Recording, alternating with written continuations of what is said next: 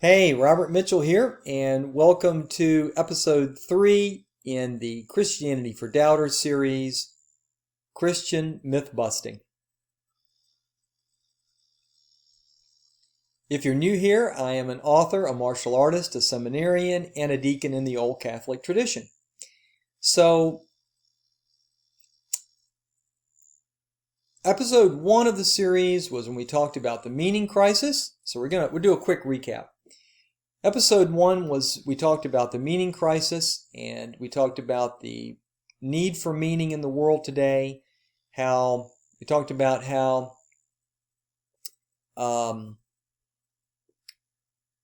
increasing suicide rates, especially among teens, increasing rates of depression. We talked about increasing rates of medication of children and adults for depression and so forth. We talked about political instability and partisanship. We talked about all kinds of things that show, the truth crisis, the post-truth era, the YouTube scandals, the Facebook ad scandals, the Russian hacking scandal, truthiness, fake news, all that, and how we need meaning in the world. In episode 2, we talked about religions as psychotechnologies, as social technologies, as meaning-making technologies, and how they address these problems. And we sort of did a quick intro to Christianity as a psychotechnology, and about how it is the most popular psychotechnology that's ever been, and how the Christian cross is the single most popular and powerful symbol ever devised by humanity. Now, before we get on into deeper, this is going to be a 10-episode arc, this Christianity for Doubters. Before we go any further, we're going to have to stop here, and we're going to have to bust some myths about Christianity. And we're going to have to do that because as we go on, if I don't, then you're going to be saying, wait a minute, that's not true because I know what Christianity is all about. I know what you guys are up to. So we're going to have to bust some of those myths. Now, I don't want you to check your reason at the door, and that's probably the first Christian myth there is. Because if you check your reason at the door, then you can't understand the true meaning and value of Christianity. That's actually a very popular myth about Christianity, is that Christians require faith, and faith means believing in things that aren't real, or throwing away your rationality, which is absolutely not true. By the way, the secret code is I-537. If you don't know about the secret code, then you missed the introduction to the series. So, actually, that's not the secret code. I think that was the secret code for the last video.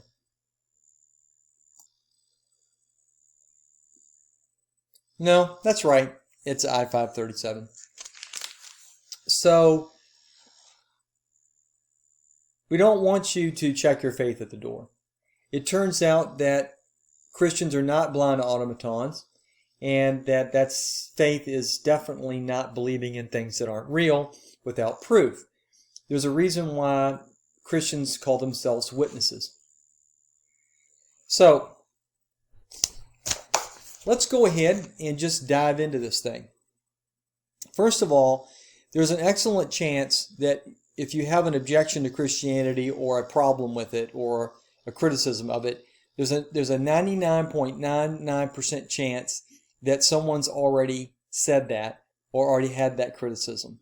It turns out that it's been around for about 2,000 years, and that for the first several hundred years of its life, Christianity was under attack and persecution.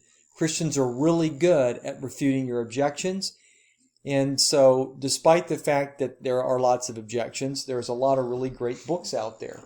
One is a good one right here. It's called Reasonable Faith, and it's by William Lane Craig. That's a really good one. Cold Case Christianity by J. Warner Wallace. That's a good one. So there's a lot of really good books on Christian apology, and so you're not going to be able to give your criticism of Christianity specifically or religion in general about 15 minutes and then think that, yep, religion's stupid. It's crazy to think that you could actually do that. If you go to the Library of Congress and you do a quick search, there's over 5,000 books in the search box for Christian apology. Okay.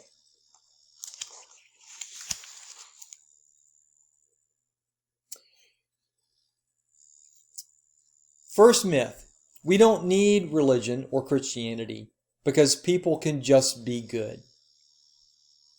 It turns out that people just won't be good. They don't like being good. They are not good. And it turns out that we've come up with these methods for helping people be good. And it turns out that if you look into the far distant past, the further you go back, the more violence there has been. And so the world is getting more and more civilized over time. Humans have the longest adolescence of any living animal. And because of that, there's so much to learn and so much to do. And so what we found out is that we've offloaded some of this information and this learning to the culture and to the religions. This is our software. And this is no different than the migration of birds or the migration of salmon upstream or things like that. Bird songs and so on. We still don't fully grasp how these animals teach the younger animals about hibernation and all the things they need to know. There's something in this culture. And our culture is extremely complex, far more complex with its languages and religions and artwork and so on. And that's what's required to raise humans. So atheists who scream, let's just do away with religion, we can just be good, is absolutely absurd. A person who screams that we can do away with religion is like a whale screaming at all the other whales, saying, stop singing those beautiful songs. You know, whale songs take hours and days to sing. They vary slightly year after year. We're not sure why they do or how they modify them, how they teach them to one another. We don't know what they mean. And so, if we can't understand a whale song, and we would not dare try to get them to stop doing it, I hope, any more than we would stop humans from doing what we do to help raise better humans. All right. If God is good, why is there evil in the universe? So there is no God because there's evil. This is called the problem of evil. This is a big issue. People have been talking about it for years and years and years and years. It turns out that there's a book right here that you can read called God, Freedom, and Evil by Alvin Plantinga. And this book, by the way, is a whopping 112 pages long. And I'm on page 90, and it's taken me over a month to get there. This book was an atomic bomb in the philosophical community, written by a religious guy, and it is a religious philosopher. And I'm just going to say that there are thousands of pages of other books written about this book. And it is so dense that you will have to reread pages over and over and over again because it's almost impossible to stay up with this guy. That's how smart he is. And he deals with the problem of evil. And there's a chapter in this that's just, well, anyway. But I'm going to give you a quick refutation of this problem of evil so that you can appreciate it. So quickly, let's just run through this. There are generally two types of evil in the universe, those caused by physics and those caused by people. Physics would be chemistry, fire, flood, earthquake, and that sort of thing. And that's just stuff that happens. The other stuff is caused by humans who make bad choices. Neither of those things are done by God. God created the sandbox of the universe, and we are in it doing things. That doesn't mean that God's a puppeteer creating serial killers and saying, you know what, today I'm going to create Ted Bundy. It doesn't mean that God's sitting back and saying, you know what, I'm going to create a sinkhole in Florida to swallow up this guy's house while he's asleep. Now, there are people who will say, well, God could have made it another way. Well, obviously, God could have made a universe without wind, without rain, without stars in the sky. And he could have made it with people that would be like the Borg on that one Star Trek Next Generation show. But it wouldn't be beautiful, would it? It would be a mechanized clockwork. It would be static, rhythmless, and dead, in the words of Alan Watts. And we don't want that. There are also going to be people who say that God could have created some other universe, something that we can't imagine, something that allows free will and beauty, but also doesn't allow evil. Well, I don't think that that's true, because I believe in science, and science hasn't shown me that there are other possible universes. It's shown me that there is one universe and that this is it. And that would be against science. So I believe in science. So that's your quick refutation of the problem of evil. Okay, here's another one. If God created the universe, what created God? So there are people who still say this, even though that is the most 5-year-old thing that I've ever heard. But we'll go ahead and address it. So, the universe was created at the Big Bang. The Big Bang was a singularity. The singularity means that there was no matter and there was no time. So if there was no matter and there was no time prior to the singularity, that was the Big Bang exploding, then the creator of the universe is timeless and immaterial. If the creator of the universe is timeless and immaterial, that sounds a lot like God. That means eternal and not material. There cannot be anything prior to God because there was no time. Now, this drives atheists completely bonkers. They can't stand it, but the fact is that the Big Bang, that prior to the Big Bang theory, the primary model of the universe was a steady state model, which meant that it had always existed and it always would exist, and so it turned out not to be true. So George Lemaitre, Father George Lemaitre, ended up positing something called a Big Bang, and so it was then later started to be proved by guys like Hubble, who used Doppler shift to prove an expanding universe, and so forth and so on. This is not a science lecture. But it turns out that the universe had a beginning. And it turns out that the universe has a beginning, and it turns out that it also is going to have an end. And it's probably going to end in a cold, dead universe, with the universe ever expanding until finally there's just no energy left, and it's entropic. They didn't want to hear that, but they finally had to accept the truth of it. It's extremely annoying today, and especially back then, that a Catholic scientist, priest and scientist would come up with this idea. So today we have a number of different models that people have come up with to try to say that the standard model, which is the Big Bang model, is not true. And so they've come up with the multiverse model, and they've tried to resurrect the steady state model using alternate means of physics. They've tried to create the oscillating model, the baby universe model, the vacuum fluctuation model, or models.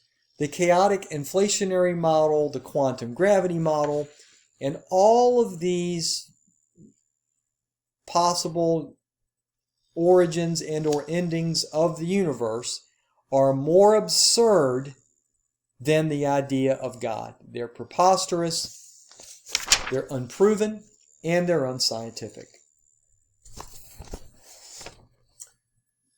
Moving on. Christianity is no better than any of the other silly myths that came before it. We'll lump this in with God is your invisible friend and your flying spaghetti monster. So, billions and billions of people have not attested to the existence of flying spaghetti monsters and invisible friends. Billions and billions of people for thousands of years have believed in God and or Christ. These stories are entirely different. So the myths of the past, and I wrote this down, the myths that preceded Christianity are low-resolution pictures of the truth that would come. So there are therefore similarities between those myths and the Christian story. So let's just say, for example, that the icon of a trash can on your desktop is a low-resolution picture of the recycle bin on in your actual computer. So that means you're going to see similarities between the two, but they're not the same. The map is not the terrain. All right? So Christianity is distinctly unlike any of those other stories. So we'll just run through this real quickly. And I have a whole other video on that, and it's called What JBP and Paul Vanderklay Missed.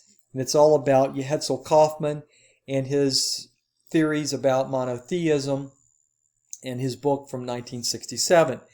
But that's much more detailed than this. But let's just run through this real quickly, and we'll just we won't even talk about the religion of the Hebrews. We'll just start with Christianity. So what are the big differences between the myths that came before and some of the other religions? So most religions are established by prophets, especially new religions nowadays. But in the case of Christianity, the worship of Christ followed his departure. So while he was here, he was a Jewish rabbi who said stuff. Then he died. Then he came back and appeared to people. And then he disappeared forever. And then the religion happened after he was gone. That's a significant difference. Most religions, the dogma and the rules and regulations and so on occur, and the philosophy or the theology of the religion are created while the prophet is or the founder is here and or by him. But in our case, all of the dogma of the church comes after Christ is gone.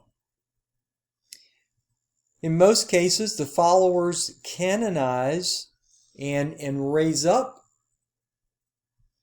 the prophet while they're present. In the case of Christianity, his apostles didn't understand him. Peter betrayed him 3 times, denied him 3 times. He was betrayed by Judas. So his followers, Christ's followers, were complete screw-ups. And in fact, they abandoned him. Most prophets are surrounded by their followers at their death. And Jesus was alone at his death. Most religions have purely personal consequences.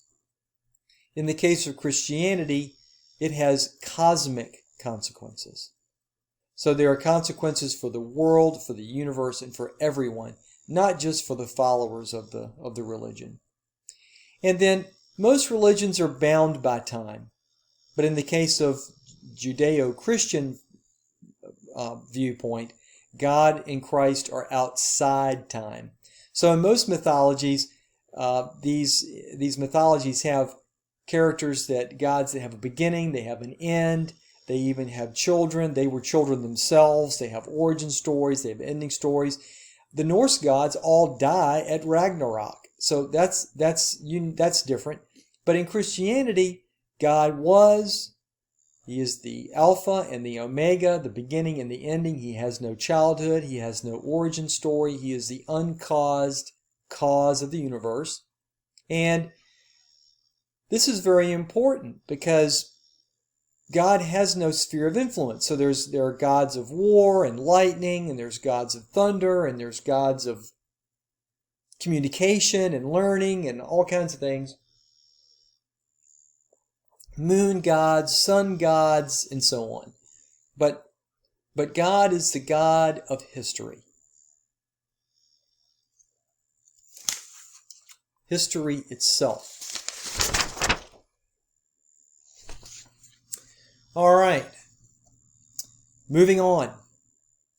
So I hope it's clear that Christianity is not just some silly myth just like the ones that came before it. All right. Christianity, or religions in general, cause wars. It breeds violence and it's horrible. All right. So let's get involved in this. So this is a cool website, and it's called the Correlates of War Project. And you can go to this website and you can poke around for maybe 5 minutes. And in about 5 minutes, you can find out something remarkable, and that is that religion has been a factor in less than 7% of all wars and in less than 2% of all people killed in warfare.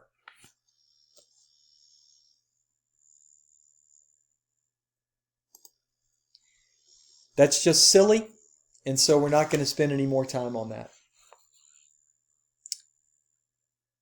So, miracles are made up by crazy people who don't believe in science.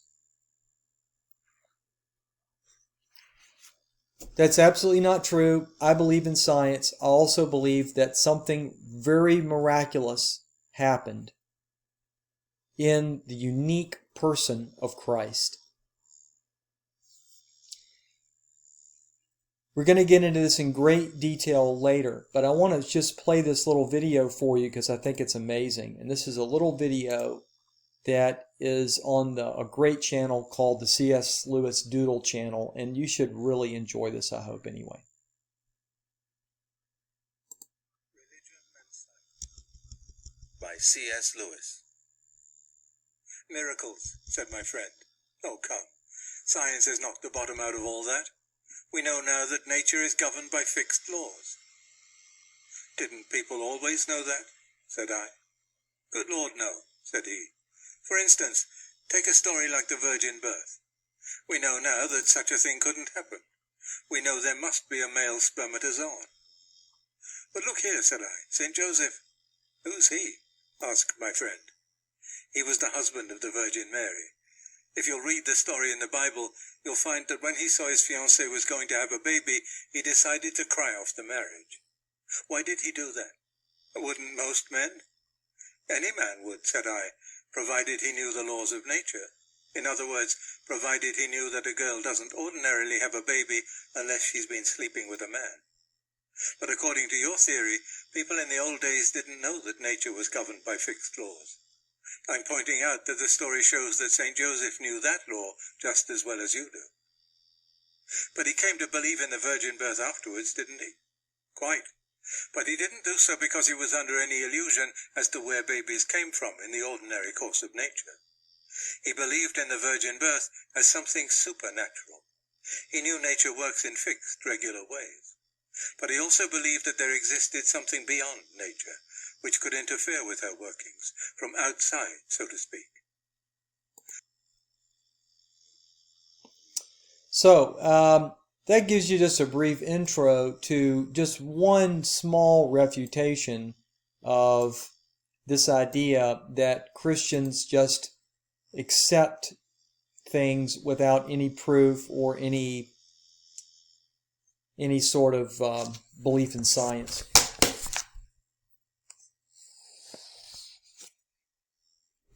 Here's another one. It's impossible, and it's related. It's impossible for somebody to be raised from the dead, so Christianity is obviously made up. So there's this book called the Bible, and it turns out that there are a number of letters written by Paul. Paul is obviously St. Paul, and Paul was an early spreader, an early, we would say, evangelist for God and for Christ. And so these letters survive, and these are letters that he wrote to various communities. And you will notice he gives them all sorts of advice on how to spread Christianity and how to build their churches and how to make it successful and so forth. And he gives them a lot of advice. And he even gives them advice on how to preach and how to evangelize. And one of the things he never talks about is how to prove that Christ raised from the dead. It was never doubted. In fact, many scholars who were anti-Christian never refuted any of it in its day. And that was because there were too many witnesses, thousands of witnesses who said the tomb was empty. But we'll get into that later.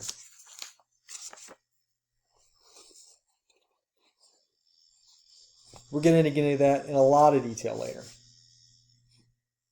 All right. I want to say this too, by the way. If you walk up to me and tell me that you raised somebody from the dead, or that you have been dead and you raised, then I'm going to want a lot of proof for that, because I believe in science. All right. Christianity owes its popularity to forced conversions. So I just want to say that this is patently absurd. What happened is that pagans dropped their religions like a hot rock and picked up Christianity like crazy because it works, because it's the best psychotechnology ever invented, in my humble opinion. So let's just think about this for a moment. Goths, Visigoths, and Vandals brought the Roman Empire to its knees, and then they converted to Christianity. Were they forced? Were the Vikings forced? Were the Celts forced? Were the Picts forced? These are some of the most brutal, savage, powerful tribes and groups the world has ever known, and yet they were forced to convert. It is poppycock. And right now, Christianity is booming in the third world. It's booming in Africa. It's booming in Asia. And people are converting to it today by the thousands. And they're not being forced. All right. All right. Now, this is the most uncomfortable part, and because this is very touchy, but I want to talk a little bit about the Catholic clergy myths. And so, Catholic clergy abused kids, and so therefore Christianity is evil. So, Catholicism is not the only Christian religion, and so to some extent it's a straw man argument. But there's some things we need to say about this that, and I want to be very careful to say that I'm not trying to minimize the scandal at all. It was horrible, and what was done to the kids was horrible. So, there's a whole book about this written by Bishop Robert Barron, and it's called Letter to a Suffering Church. And it's a wonderful book, and I highly recommend it. But I want to be realistic, so let's just go look at this. So in 2004, the John Jay College of Criminal Justice published a paper, and here it is, and you can almost call it a book because it's gigantic, this thing. And it's called The Nature and Scope of Sexual Abuse of Minors by Catholic Priests and Deacons in the United States from 1950 to 2002. And so there's certain things we need to know about this. And so in our minds, I think a lot of us have this question where we feel like, well, in our minds we're thinking that this abuse was of tiny babies and preschoolers and stuff like that. And so that's awful. And the reality, though, is that the vast majority of the kids that were abused were teens. And so is that better?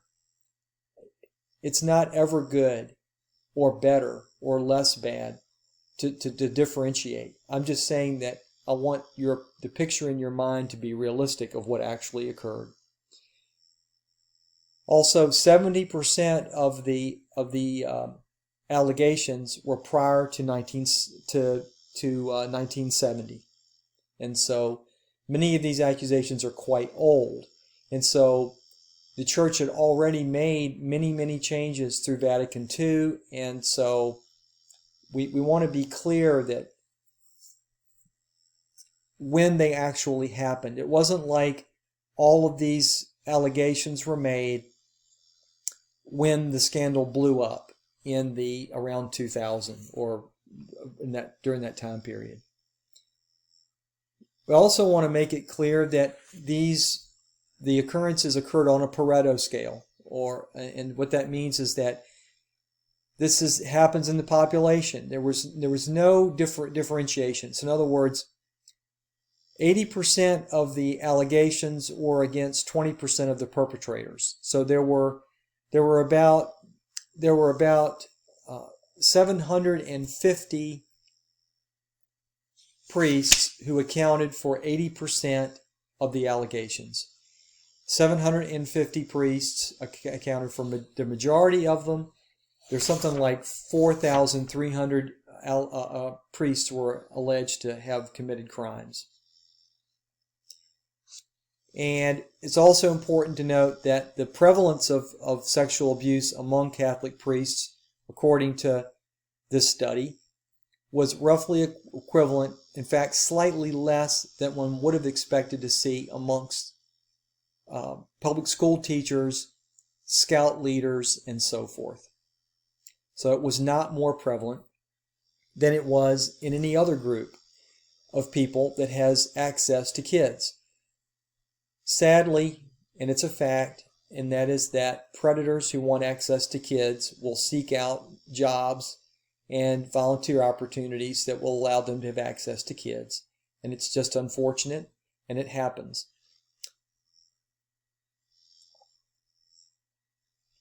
Also, the fact that the Catholic Church shuffled them off to other parishes and sent them for therapy, and they thought that would help, was relatively common, and it was something that was done in the 50s, 60s, and 70s when most of these things occurred, and it was done by public school teachers in public schools. It was done by other organizations that had similar problems. It was a fairly typical thing that was done back in those days. We know better now.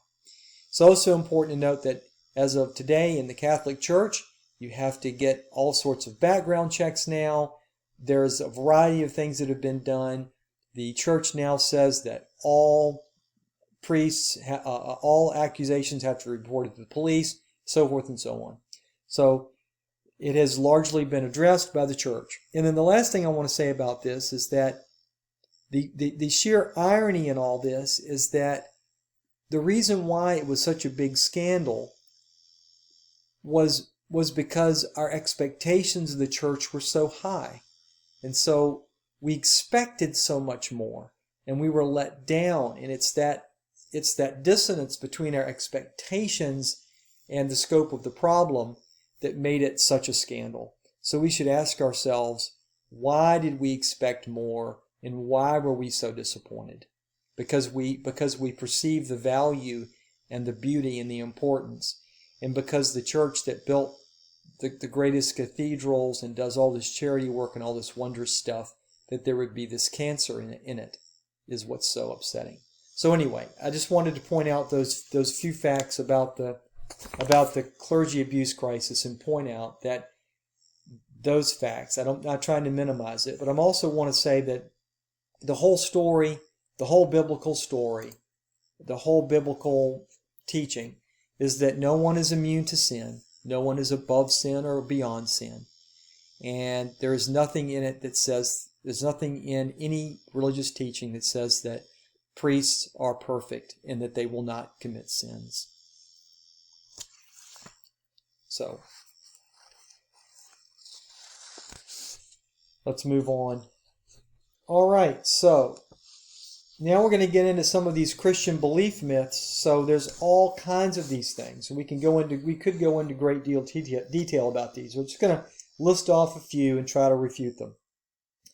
All Christians believe in a literal hell and a literal heaven. That's absolutely not true. Many Christians do not believe in a literal hell or a literal heaven. But then they'll turn that around and say, well, you guys don't agree on the key definitions of certain words, and so therefore it can't be real. This is one of the main criticisms, by the way, that Velkin made in our conversation, is that there was a lack of consistency and therefore it couldn't be true. You know, we're going to get into that a little bit later, but I would say that I just want to point out that you can't pick something that one Christian has said. That's called a straw man argument. You can't pick one thing a Christian has said and just say Christianity is stupid and can't be true. So here's another one. Christians are motivated by the fear of hell and the promise of heaven. That's absolutely not true. All you have to do is read just a little bit of Christian theology, and you know that that's absolutely not true. All Christians are not fundamentalists. All Christians, again, are not opposed to science. Here's another one. Christians hate gays. That's absolutely not true. There are some sects of Christianity that have gay clergy, so that's not true either. Christians despise the world and live for the next life to the detriment of this one. That's one I hear a lot. Look, I just want to read this to you. So, the most popular Christian quote ever is John 3:16, and it goes like this: "For God so loved the world that he gave his only Son, so that everyone who believes in him may not perish, but have eternal life." For God so loved the world. And so Genesis opens up with God creating the world, and at every turn, and he saw that it was good. And he saw that it was good. So Christians love the world. They do not despise the world. So I want to go over here and I want to address a couple other things. So we're going to go this one.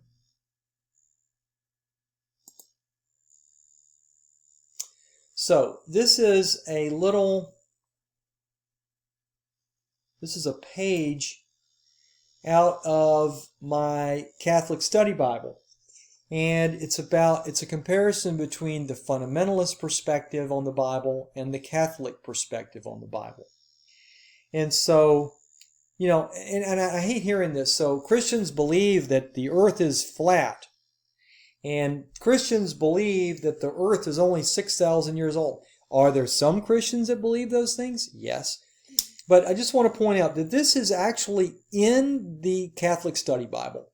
So the fundamentalist perspective on the Bible is that the Bible is the Word of God, and it is scriptural alone. And there's an emphasis on the literal reading of the Bible. But it says right here, the Bible is God's word in human words. There's a mixture of scripture and tradition is necessary. There's an emphasis on the literal but not literalist reading, as well as the deeper and spiritual readings of the Bible. The fundamentalist perspective, there's a tendency to view inspiration narrowly. There's a belief in the inerrancy of the Bible in all matters. However, the Catholic Bible here, it says there's a tendency to take a broad view of inspiration. There are no errors in the Bible. It's only inerrant in matters of faith and morality.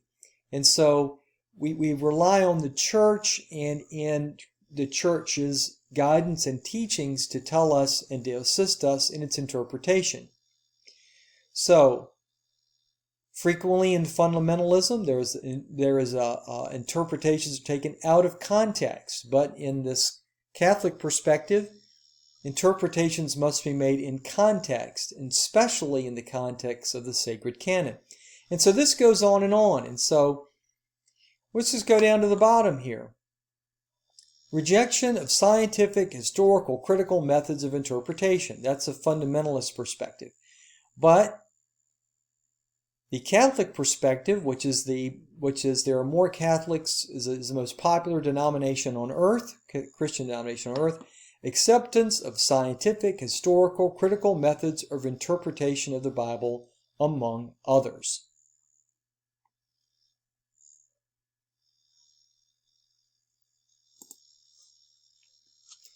So, all Christians are not fundamentalists. All Christians don't believe in crazy things. You can't pick one belief that you don't like and say, therefore, Christianity sucks. All right. Now, I think I just addressed some of the myths about the Bible and how people will say that but we're going to get into now this one. So, I guess that's another myth, and that is that Christians believe that the Bible was magically written by God. So I guess we're going to have to get into this. So the Bible is not just some old book. And Christians do not believe that it was just magically written. So let's go look at this. The Bible is a library of 73 books written across thousands of years in a collaborative project that was managed by thousands of people across thousands of years without using modern technology. Somehow, all of these writers, editors, compilers, and commentators were able to pull this thing together, and by some miracle, and I don't use that word lightly, this thing has a cohesive, coherent narrative structure. What you are looking at here is a graph of the 63,779 cross-references in the Bible. Each of these bars at the bottom is a Bible verse, and each of these lines shows the cross-reference and where it is referenced elsewhere in the Bible. That's how complicated it is. The Bible is the first hyperlinked text known to the world. It is so complicated and so massive that it makes Wikipedia look like a trifold pamphlet. It is the collected wisdom of the Judeo-Christian religion. And it's so old, we don't even know how old its oldest parts are. They clearly are mirrored to some extent in the Enuma Elish, which is, I think, over 4,000 years old. So the Bible is just not some crazy old book. And I am a Christian, and I could say that none of the people in my seminary or in any of the Bible classes that I've studied believe that it was magically written by God's finger or something. All right. Here's another one. Biblical laws are backward and draconian, and so therefore they're evidence that Christianity is backward and draconian. And so here's the one I like. People like to go and they'll pull something out of, let's say, Proverbs. That's their favorite one to pull things out of. And they'll pull one out of context and pull out something they don't like from Proverbs and say, see, Christianity is really backwards. So it turns out that Christianity is not like that. So if you were to look at the book of Proverbs, you'll find that it is in fact a book of Proverbs. Sort of like Ben Franklin saying, a penny saved is a penny earned. It's a book of Proverbs, y'all. The other thing is that the biblical laws are not backward and draconian. It turns out that if you actually compare the laws of the ancient Hebrews against the laws of their neighbors around that time, you will find out that they have certain very unique properties. So, for example, in the Code of Hammurabi, if you kill someone's kid, they get to kill your kid, which, it turns out is not really fair to your kid who didn't really do anything wrong if you kill someone. Your kid, suddenly they get dragged out of wherever they are and, sorry, you got to get killed. Like, what? So, compared to their neighbors, the Hebrew laws, in other words, it outlawed the death penalty for property crimes. In fact, there was a strict dichotomy. There was a in the Hebrew law between things that were sins against God and things that were sins against men. So there were no physical punishments for property crimes. There was no separate code for various social strata. In other words, the kings didn't have their own laws, and the priests have their own laws, and so forth. The Code of Hammurabi has monetary fines, and the codes of the Vikings too had these, where if you killed someone, if a royal person killed a commoner, they could just pay a fine. So when the Bible says an eye for an eye and a tooth for a tooth, this is not some revenge law. This is them saying it doesn't matter whether you're a king or whether you're a commoner. That's the law. So if you take an Old Testament class, I've taken a couple, they'll walk you through that in a great amount of detail and explain that to you. And we're not going to go into that in huge detail today. But it only takes a little bit of reading to find out that that's not true. Now we're coming up on, we're getting close to 50 minutes, so I need to I said I was going to try to keep these videos short, but there's so many myths about Christianity that need to get busted. All right. I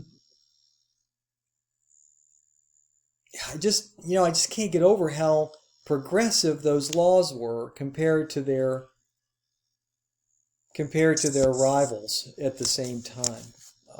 And look at the laws of Rome, if you will, and see how draconian and backward they were compared to the laws of the Hebrews. All right, here's another biblical myth. The 4 canonical Gospels contradict each other. So that means the Bible is filled with lies and made up stuff.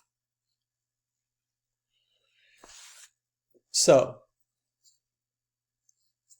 if it was made up, don't you think they would have taken some time to make them agree? Guys, the authors of the Bible who managed a multi-layered project that contained 63,779 cross-links and backlinks. You don't think that they saw the contradictions and they were okay with that? You don't think that they thought about maybe making them harmonize? You don't think that some people tried to make it harmonize and tried to pick one gospel and make it work, and that they didn't get drummed out and that they haven't been forgotten? Yes, there are several sects that are now gone that tried to do that, and they failed. Because Christianity embraces the fact that they're different. You do know why? Because Christians believe in science and they believe in human frailty. And so therefore, they expected to see differences between 4 different eyewitness accounts.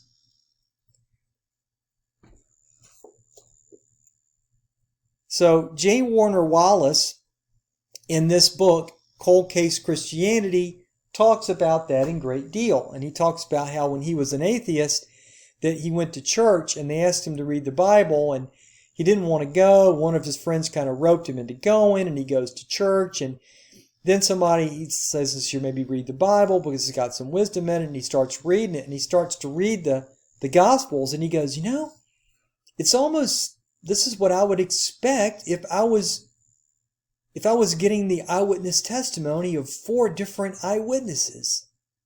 Huh, isn't that interesting? So, yeah, like I said at the beginning, you're not going to be able to pick something that's and give this 5 minutes of thought, or maybe 20. Maybe you have actually sat down one afternoon and spent an afternoon thinking about Christianity and or religion in general and decided, yep, this whole thing's bunk. You can't do that. It's way too complicated for that. So let's go ahead and wrap up. So I just want to say that I tried to do this like 50 times. Seriously, this is at least the 8th time I've tried to do this. I keep screwing it up, making mistakes, forgetting stuff, computer problems and issues. So there's probably, I'm sure there's at least 8 hours in making this, and it's still imperfect, I'm afraid. But I hope I did a fairly decent job of overcoming some of the easy, typical, classic objections to Christianity, and I hope I busted some of those myths for you. So stay tuned, and I want to say the next episode, because I like to tease these things. Again, this is a 10-episode arc. Episode 4 is going to be about the existence of God, and we're going to go into that in a little bit more detail, and I hope you're going to enjoy it, and I hope you enjoyed this one. So please leave your comments. Now, if you are new to my channel and you haven't been commenting before, you're not one of my friends, like, people that I've talked to, like Fleur or Velkin or Lizard Girl, then you're going to have to use the secret code. You're going to have to restate the secret code that I mentioned in the beginning, because if you don't put it in your comments, I'm going to assume you didn't watch the video. If you didn't watch the video, I don't respond to people who just comments without even having watched the video. So anyway, and then below you'll find links to my blog post that was the spine or the framework for this whole thing. So anyway, thanks so much for watching, and I hope you enjoyed it. Take care. See you next time.